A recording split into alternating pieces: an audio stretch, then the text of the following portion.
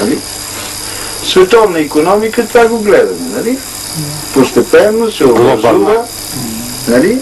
Имаш една Америка с $1, имаш Европа с една европейска икономическа единица. Нали така? Европа за сега. Впоследствие тия два гиганта икономически трябва да се обединят и да се появи една валута. Една валута. Каква ще бъде тя? Няма значение каква. Лъжичка. Пример.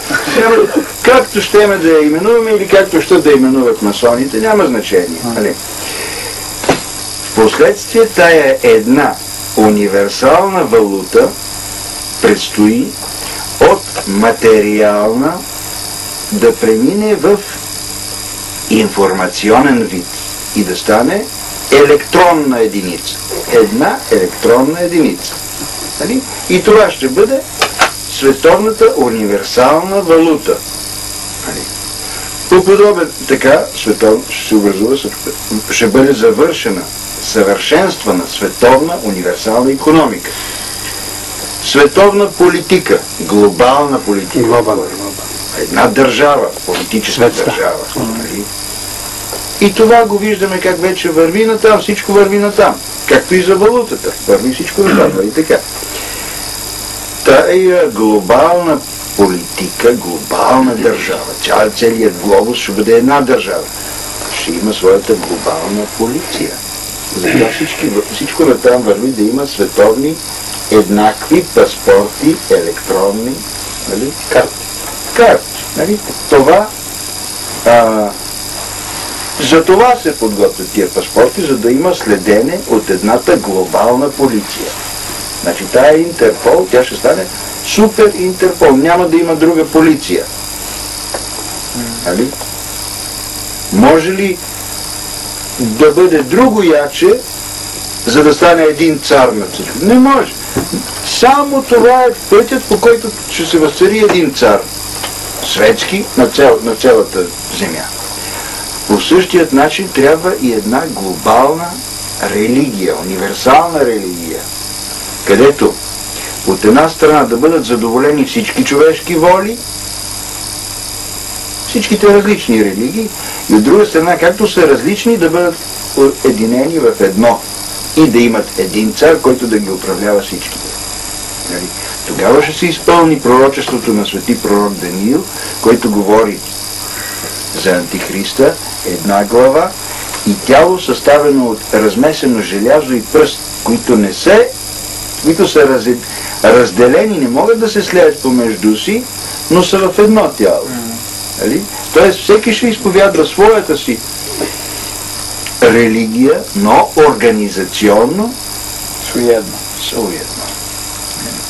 Но тая религия, световна, универсална религия, вече съществува, тя е реалност. Това не е притча, това не е философия, това не е народен епос, това е реалност. Тази религия съществува. Подписан ли е договорът в Шамбези между монофизити и тъй наречени православни? Защото не са православни, понеже казват, че признават три съдба. Правят ли молитви като това демоническо сборище в Асизи? Правят. Чрез тая съвместна молитва, тази религия световна реално съществува. Ама някой днеска ще ми каже от новокалендарните гърци, примерно тук. Или от новокалендарните българи. Няма значение нацията, важното е изповеданието и където принадлежиш. Ще каже, те владиците там се молят с папата, с будисти, с мухамедани, аз не се моля, аз тук съм си православен, гледам си така и ти така казваш, но къде принадлежиш, питам? Твоят свещеник, при когото ти ходиш на служба, кого споменава? И гъркът ще ми каже, аз принадлежа към Христодолос. Нали така? Щом принадлежиш към Христодолос, ти принадлежиш към едната универсална религия, ния панкосмия треския. Глобална религия. която има свой глава. Не Господ Исус Христос, както ти си мислиш, а има за своя глава Антихриста. Нищо, че той още не се е явил и не е явен за света. Но той реално е главата на тази световна религия. У име njega постои. Какво ще ми се чудят тогава, господа икуменистите, когато, защото те говориха, Панагия мас, Лео, ох и Панагия са, Панагия мас. Пресвета Богородица не е ваша, тя е наша Пресвета Богородица. Да кажеш, че Пресвета Богородица принадлежи към едната световна религия на икуменизма, това е хула. Тя е наша Пресвета Богородица.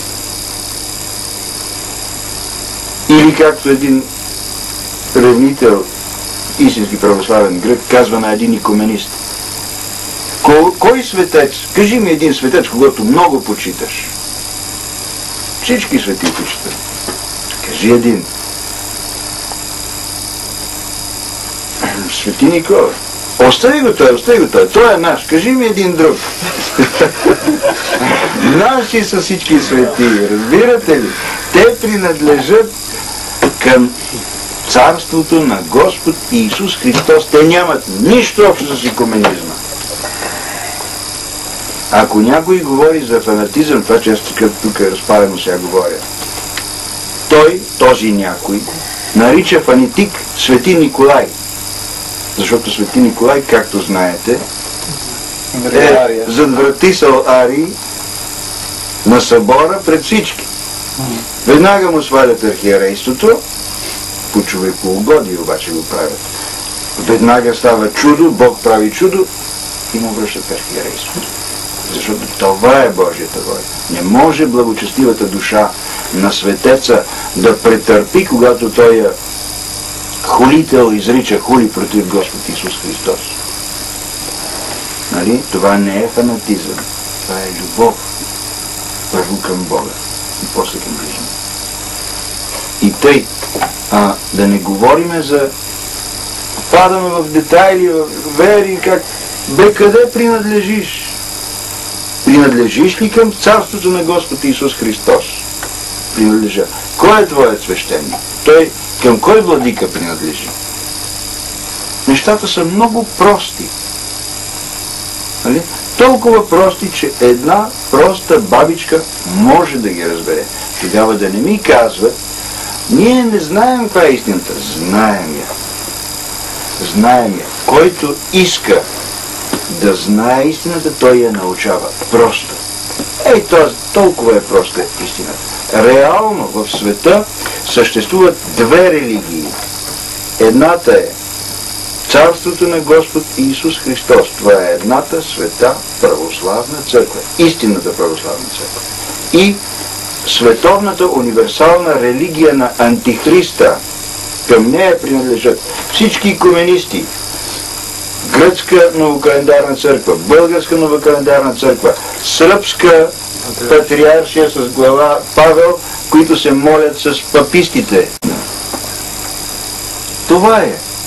Човек, ако иска да не впадне в някоя прелест, той трябва неизменно да пребивава само в светата православна църква на Господа нашего Исуса Христа и да се пази от всички прелести на световната универсална религия на Антихриста, наречена икуменизъм, от икумена Вселена. Вселенска универсална религия. Господ Исус Христос да запази всеки един от нас. Да умрем, ако се налага, но да не отпаднем от едната света истинска православна църква во веки веков. Божието благословение и върху всички вие, които гледате или слушате този запис. Пазете се от всяка прелест.